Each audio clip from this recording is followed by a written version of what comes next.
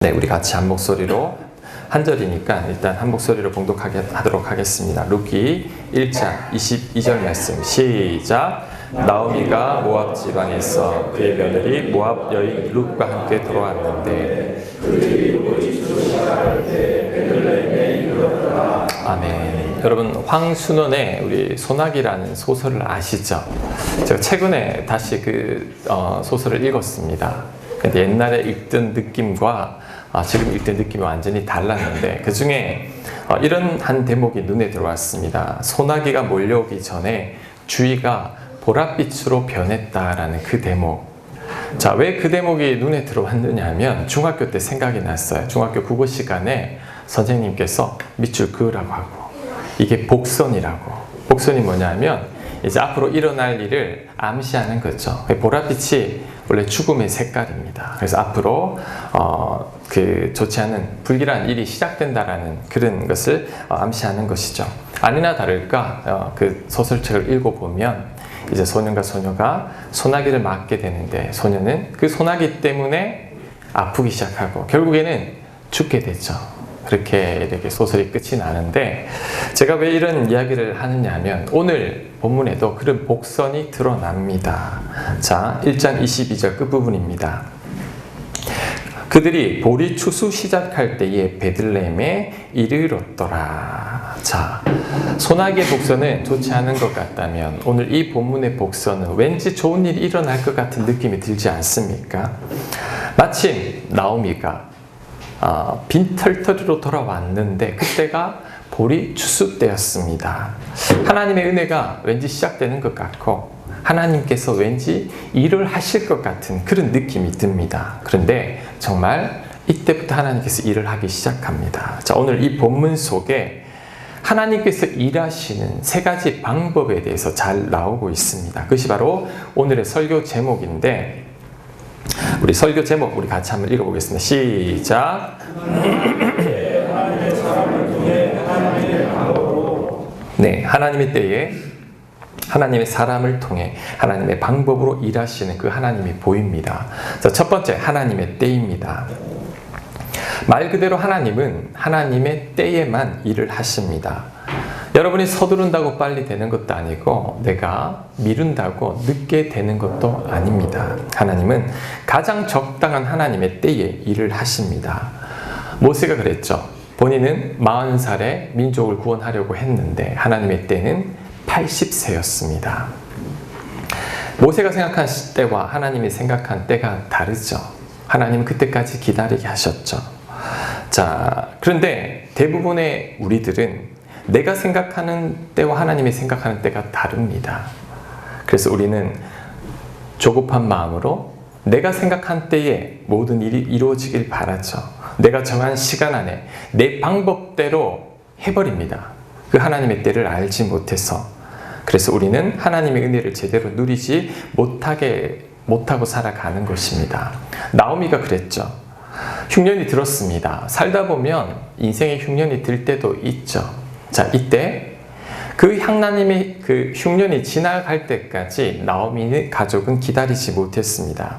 하나님의 은혜의 때를 기다리지 못했죠. 인간적인 방법으로 그 흉년을 피하려고 모압으로 이민을 가게 되는데 그곳에서 남편이 죽고 두 아들이 다 죽게 됩니다. 자, 그러므로 우리들은 하나님의 때를 기다릴 수 있어야 합니다. 절대 서두르거나 여러분 조급해하면 안 됩니다. 내 방법대로 해버리면 안 됩니다. 자, 하나님 원래 우리 딸 무조건 시집 가야 됩니다. 아무한테나 그냥 시집 가도 되나요? 아니죠. 가장 합당한 사람 만나는 게 좋잖아요. 조금 늦춰지더라도.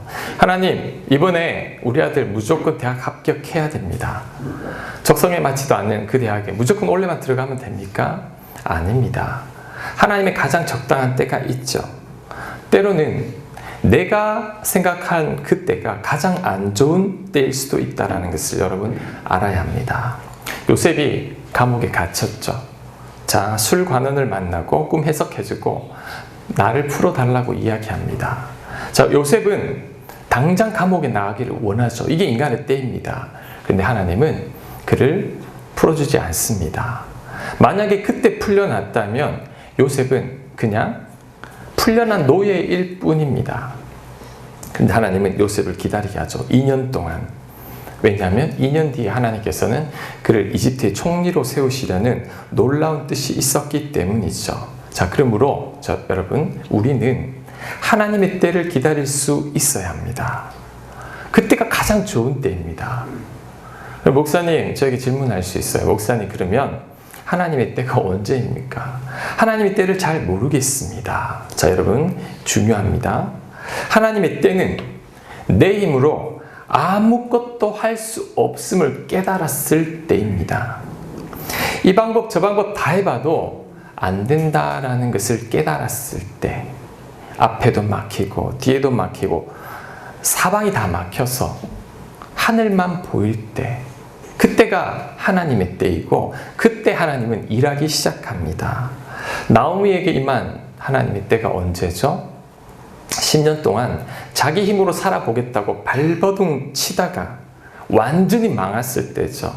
남편도 죽고 아들들도 다 죽고 이젠 빌털터리가 되어서 고향으로 돌아왔을 때, 완전히 실패해서 이제는 하나님만 생각날 때, 그때가 하나님의 때입니다. 저는 이렇게 생각합니다. 요셉이 왜 2년 동안 하나님께서 그를 더 가두어 놓으셨을까? 저는 요셉이 자기 힘으로 감옥에 나가려고 애쓰는 것을 포기했을 때가 2년이 지났을 때라고 생각합니다. 자기 힘으로 도저히 해도 안 되니까 이제 요셉이 하나님을 바라볼 수밖에 없었죠. 그때가 하나님의 때입니다. 그래, 이제 네가 나만을 바라보는구나. 이때 하나님은 움직이기 시작하죠. 시편 40편 1절 2절 말씀 우리 같이 한번 읽어보겠습니다. 시작. 기다리고 기다렸더니 귀를 기울이사 나의 부르짖음을 들으셨도다. 나를 기가 막힐 웅덩이와 수렁에서 끌어올리시고 내 발을 반석 위에 두사 내 걸음을 견고하게 하셨도다. 자, 다윗의 시인데 다윗은 왜 이렇게 하나님을 기다리고 기다릴까요? 하나님 외에는 도저히 이 위기를 극복할 수 없기 때문이죠. 다른 방법이 있으면 다른 방법을 찾아볼 텐데 다윗에게는 이제 아무런 방법이 남아있지 않습니다. 하나님 외에는 아무것도 없죠. 그래서 하나님만을 기다리고 기다리는데 그때가 하나님의 때입니다.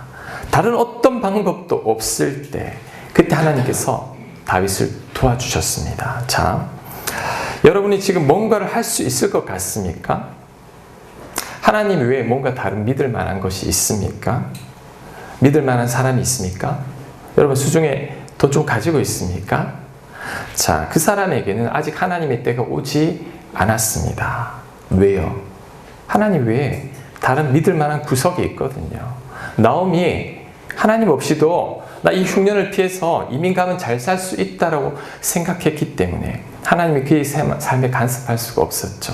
하지만 하나님 외에는 이제 아무것도 남지 않았습니다. 고향 땅에 돌아왔을 그때가 바로 하나님의 때입니다. 하나님의 때는 여러분이 완전히 실패했을 때입니다. 절망 가운데 도저히 일어날 수 없을 때, 그때가 하나님의 때입니다. 세상 사람들은 이때 다 포기합니다. 아, 완전히 실패했다고. 그런데 하나님을 믿는 사람에게는 다릅니다. 그때가 이제 드디어 하나님이 움직일 때고 하나님이 여러분을 도와줄 때라는 것을 여러분 믿어야 합니다. 하나님은 그때 움직입니다. 완전히 절망 가운데 있을 때, 완전히 포기했을 때, 그때 하나님은 역사하십니다. 자, 두 번째, 하나님은 하나님의 사람을 통해서 일을 하십니다. 자, 2장 1절 말씀 제가 한번 읽어보겠습니다. 나오미의 남편 엘리멜렉의 친족으로 유력한 자가 있으니 그의 이름은 보아스더라. 자, 엘리멜렉 죽은 사람이 언급되고 있죠. 왜 죽은 사람을 언급하느냐 하면 남자가 없는 이 나오미 가족은 그 친척 남자들이 책임질 의무가 있기 때문입니다. 그래서 그 엘리멜렉의 친족을 떠올리는 거죠. 그 친족 중에 유력한 자, 이 원어적 뜻은 부하고 유능하고 힘 있는 자라는 뜻입니다. 자, 왠지 하나님이 이 사람을 통해 일할 것 같은 느낌이 오지 않습니까? 이것도 복선입니다. 왠지 하나님께서 이 사람을 통해 일할 것 같은 느낌. 자, 2절 여러분 같이 한번 읽겠습니다. 시작. 모압 여인 룻이 나오미에게 이르되 원하건대 내가 밭으로 가서 내가 누구에게 은혜를 입으면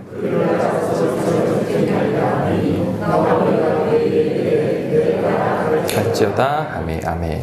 자, 이삭을 줍겠다라는 것은 이때 당시에는 추수할 때 이삭이 떨어지잖아요. 그것은 가난한 사람들이 그 이삭을 먹었습니다. 그래서 레위기 19장 9절에 보면 너희가 너희의 땅에서 곡식을 거둘 때에 너는 밤 모퉁이까지 다 거두지 말고 내 떨어진 이삭도 줍지 말며라고 합니다. 왜? 가난한 사람들을 배려하기 위해서죠. 그래서 룻이 이 떨어진 이삭을 줍기 위해서 가는 것입니다. 자, 그런데 이 2절에서 눈에 띄는 구절이 어떤 구절이냐 하면 누구에게 은혜를 입으면, 룻이 가는데 내가 누구한테 은혜를 입으면 이라는 이 구절인데, 자, 이 구절이 복선입니다. 왠지 그 누군가 있을 것 같은 느낌이 들지 않나요? 자, 누굴까요? 보아스입니다. 이때 보아스를 만나게 되죠. 나중에 룻이 누구와 결혼하죠? 이 보아스와 결혼을 합니다. 하나님께서 이 하나님의 사람 보아스를 만나게 한 거죠. 자, 오늘 1장 22절과 2장 1, 2절을 가만히 보면 하나님의 때에 하나님께서 하나님의 사람을 룻에게 붙여줍니다. 이게 하나님이 일하는 방법입니다. 얼마나 놀랍습니까? 엘리야가 이런 말을 합니다. 이세벨이 자신을 죽이려고 할 때 하나님, 믿음을 지킨 사람이 이 세상에 나밖에 없습니다. 나를 죽여주십시오. 더 이상 살기 싫습니다. 그때 하나님께서 하셨던 말씀이 무슨 소리 하느냐? 너 말고도 믿음을 지키는 사람 7,000명이나 더 있다. 왜 너밖에 없다라고 이야기하느냐라고 말합니다. 자, 여러분, 너무 힘들 때는 때로는 나 혼자인 것 같습니다. 그런데 여러분, 그때 기억해야 될 것은 하나님께서 예비해 놓으신 보아스가 있다는 거죠. 가장 절망의 때, 그때가 하나님의 때인데 하나님은 그때 하나님께서 예비해 놓으신 보아스와 같은 사람들을 통해 여러분을 돕는다라는 거죠.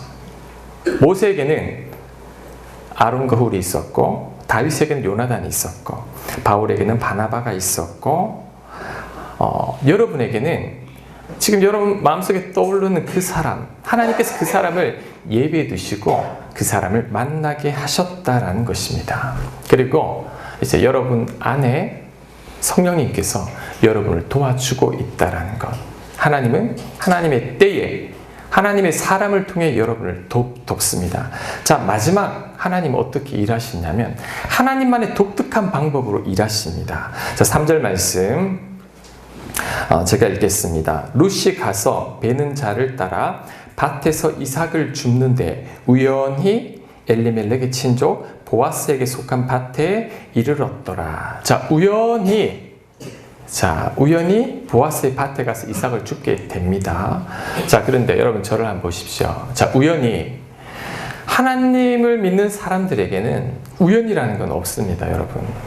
우연이라는 건 없고 하나님의 인도하심만 있는 것이죠. 세상 사람들은 우연이라는 말을 하지만 하나님을 믿는 우리들에게는 절대 우연은 없습니다. 하나님의 인도하심이죠. 아브라함이 그 종을 장가 보내려고 그 아들 이삭을 장가 보내려고 종을 시키죠. 그가 하란 땅에 도착하자마자 리브가를 만납니다. 이게 우연일까요? 우연이 아닙니다. 하나님의 인도하심이죠. 자, 4절도 계속 나옵니다. 4절. 마침, 자, 이때도 하나님의 시간입니다. 마침 보아스가 베들레헴에서부터 와서 베는 자들에게 이르되 여호와께서 너희와 함께 하시기를 원하노라 하니 그들이 대답하되 여호와께서 당신에게 복 주시기를 원하나이다 하니라. 자, 마침 하필 그때에 자, 보아스가 하나님의 사람이 나타나죠. 자, 그런데 5절을 읽어보면 보아스가 베는 자들을 거느린 사환에게 이르되 이는 누구의 소녀냐 하니. 자, 보아스의 눈에 룻이 딱 들어왔습니다. 그 많은 여자들 중에 하필 룻이 눈에 들어오게 된 것이죠. 이것이 바로 하나님의 일하시는 방법입니다. 자, 나오미가 볼이 추수할 때에 고향으로 돌아온 것, 하나님의 때입니다. 그리고 그녀가 이삭을 주우러 갈 때 하필 보아스의 밭에 가게 된 것도, 그때 보아스가 나타나게 된 것도, 그리고 보아스 눈에 그 많은 여자들 중에서 룻이 확 띄게 된 것도, 이게 하나님의 방법이죠. 자, 하나님의 때, 보리 추수 때, 하나님의 사람, 누구죠?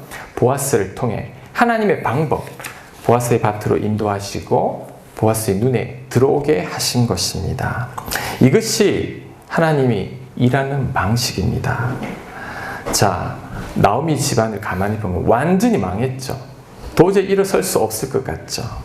이 나오미 집안이 다시 일어나봤자 얼마나 일어나겠습니까? 굶지 않고 사는 것만 해도 감사할 일이죠. 그런데 하나님은 하나님의 때에 하나님의 사람을 통해서 하나님의 방법으로 나오미 집안을 일으키는데, 자, 나오미 집안을 일으키는 것도 그냥 일으키는 게 아닙니다. 완전히 일으키는데, 나오미의 룻의 그 남편 보아스가 다윗의 할아버지죠. 증조 할아버지죠. 이 가문에 다윗 왕이 나오게 되고, 이 가문에서 예수 그리스도가 나오게 되고, 그리고 여러분 보시다시피 성경책에 이 룻기가 기록되지 않습니까? 전 인류의 모든 사람들이 이 룻기를 보고 하나님의 놀라운 은혜를 경험하고 있다라는 것이죠. 그래서 여러분, 하나님이 일하는 건 우리가 완전히 다릅니다. 우리 생각에는 나오미, 룻, 입에 풀칠이라도 하고 살겠나 싶은데, 하나님은 그들을 세우기 시작하더니 이스라엘의 다윗 왕 가문으로, 예수 그리스도의 조상으로 가장 좋은 자리로 하나님께서는 그들에게 축복을 내려주셨다라는 것이죠. 자, 그래서 혹시 여러분들 가운데 정말 지금 절망 가운데 있다면, 목사님 나 지금 너무 힘듭니다. 도저히 일어설 수 없을 것만 같습니다. 자, 그때 무엇을 기억해야 하느냐면 나오미를 기억하고 룻을 기억하십시오.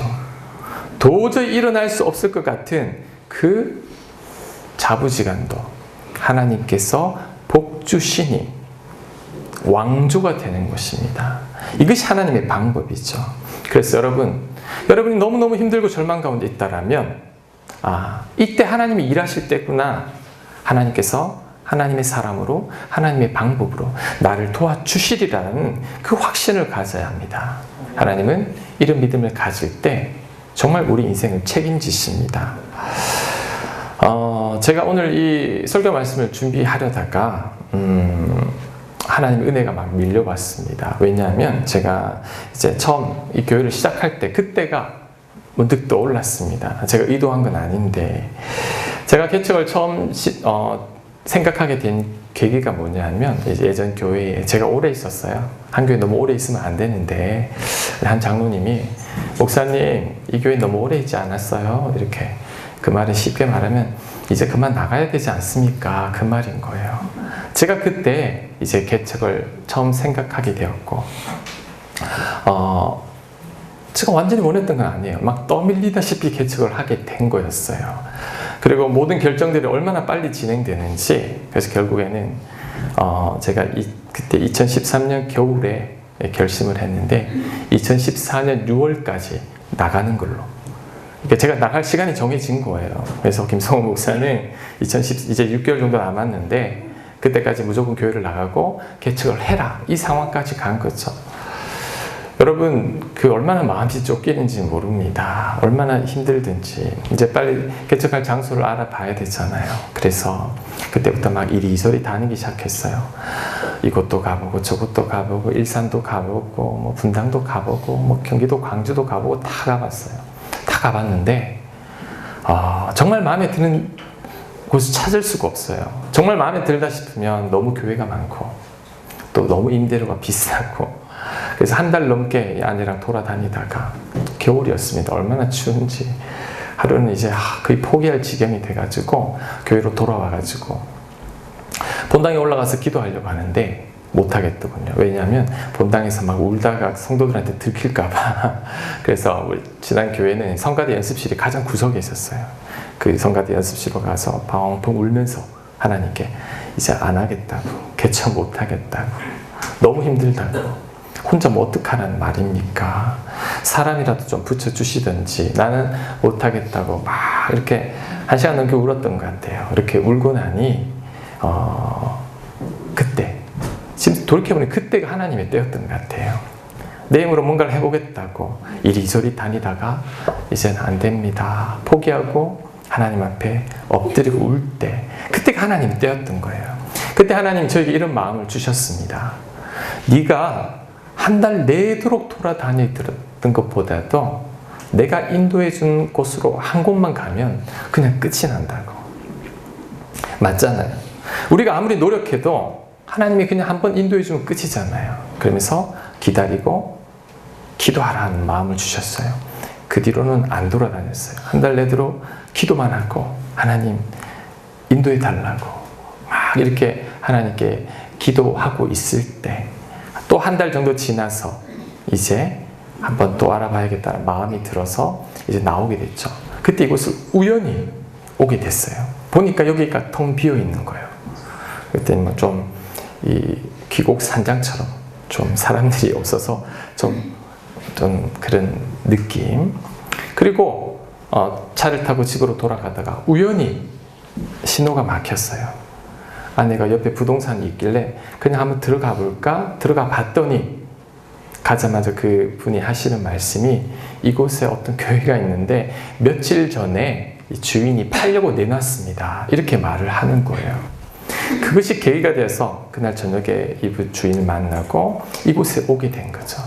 제가 가만히 생각해 보니 하나님께서 내가 열심히 돌아다닐 때 멈추게 하셨어요. 왜? 그때는 이 장소를 누가 쓰고 있었습니다. 구례에 있는 성산교회가 교회 건축을 하면서 예배 드릴 곳이 없어서 이곳을 쓰고 있었죠. 그런데 제가 이곳에 봐도 쓰고 있으면 마음이 없지 않습니까? 부동산의 주인도 내놓지 않았던 거죠. 하나님은 이 장소를 예배해 놓으셨는데 내가 추운데 돌아다니면 고생할까봐 잠깐 멈추시고 이 주인이 이제 부동산에 내놓았을 때 그때 다시 움직이게 하셔가지고 이 장소를 임대할 수 있도록 은혜를 베풀어 주셨다라는 거죠. 그래서 생각하니까 너무 감사한 거예요. 한 달 동안 그냥 쉬게 해주셨구나. 추운데 고생하지 말라고. 그 하나님의 때에 움직이셨던 거죠. 자, 그 다음 제가 처음에 이 개척을 준비할 때는 분립 개척이었습니다. 분립 개척이 뭐냐면 이제 예전 교회에서 같이 개척하실 분들을 모집을 해서 같이 나오는 거죠. 제 생각에 교인들만 50명이라도 따라 나오면 지금 교회를 충분히 할 수 있을 것 같다. 내 생각이었죠. 그런데 준비하는 과정 속에서 점점 저 혼자 단독으로 개척해야 될 상황으로 막 바뀌어 가는 거예요. 또 힘들었죠. 하나님께 여쭤보니 또 하나님께서 그 마음을 주셔서 진짜 이렇게 여기서 다시 같이 할 멤버도 갖추지 않고 시작하게 되었죠. 그런데 하나님께서 룻에게 보아스를 예배해 놓았듯이 저에게 보아스를 하나님 보내주셨어요. 룻은 보아스가 한 명인데 저는 한 명이 아니었어요. 여러분들이 보아스인 거예요. 하나님이 여러분을 보내주셨고 지금도 하나님께서 보아스를 보내주고 계시는 거예요. 제가 얼마나 감사한지 모릅니다. 자, 이곳에 한적한 곳에 교회는 적어도 아파트 단지는 가야 되잖아요. 사람들이 많은 곳에 이곳에서 어떻게 교인들이 모일 수 있을까? 그런데 하나님께서는 하나님의 방법으로 이상한 손길들을 통해서 계속해서 이곳에 많은 분들을 보내주셨다라는 거죠. 제가 말씀을 준비하다가 룻을 묵상하다가 하나님의 때에 하나님의 사람을 통해 하나님의 방법으로 역사한 게 제 삶이었다라는 거죠. 가장 적당한 하나님의 때에 하나님의 사람들을 통해 하나님께서 이곳을 교회를 세우셨다고 생각하니 여러분 얼마나 감사하든지 혼자 말씀 묵상하며 또 울기도 하고 하나님께 감사를 올려드렸다는 겁니다. 이 생각을 하니 얼마나 감사한지. 또 오늘 추수감사절인데 마침 이때가 룻기로 보면 보리 추수할 때예요. 같은 추수감사절 같아요. 그때 또 이 말씀을 전할 수 있어서 또한 너무나 감사합니다. 자, 여러분, 제가 가장 힘들 때, 가장 절망 가운데 있을 때 하나님은 저에게 찾아오셨고, 그리고 하나님의 사람들을 붙여주셨고, 하나님의 방법으로 이렇게 교회를 하나님께서 세워나가고 있다는 것이 제가 얼마나 감사했는지 모릅니다. 자, 마찬가지입니다. 자, 여러분, 지난 삶을 한번 돌아보세요. 여러분, 가장 힘들었을 때가 언제입니까? 가장 절망 가운데 있었을 때가 언제입니까? 그런데 그때 하나님은 여러분을 찾아가셨을 겁니다. 그리고 적절한 하나님의 사람을 붙여주셨을 것이고, 하나님의 방법으로, 도저히 여러분이 생각하지 못한 방법으로 여러분들을 일으켜 주셨을 것입니다. 그런 간증이 있을 거예요. 자, 그리고 기억해야 될 것은 하나님은 앞으로도 여러분이 가장 힘들 때 찾아가시고 하나님의 사람들을 통해 하나님의 방법으로 여러분을 돌보고 있다는 것을 여러분 믿으셔야 됩니다. 믿으시죠? 이게 하나님의 방법입니다. 자, 지금도 하나님은 저와 여러분에게 동일한 은혜를 베풀어 주고 있다는 것, 이거 생각하면 얼마나 감사한지요.